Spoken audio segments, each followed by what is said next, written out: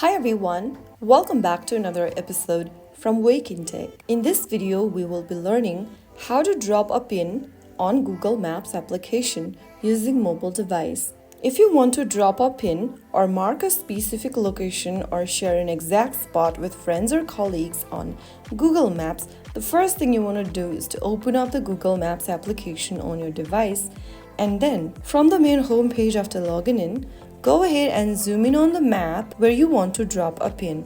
Now press and hold on the area and you will see a dropped pin, a red one, and a box will appear at the bottom that shows up the location details.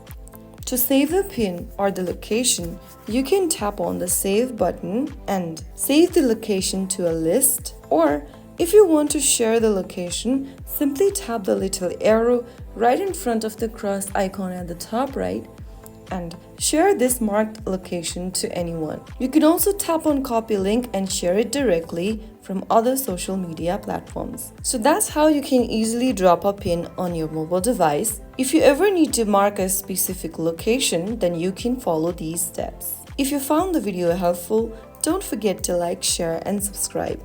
I'll see you in the next episode. Thank you for watching.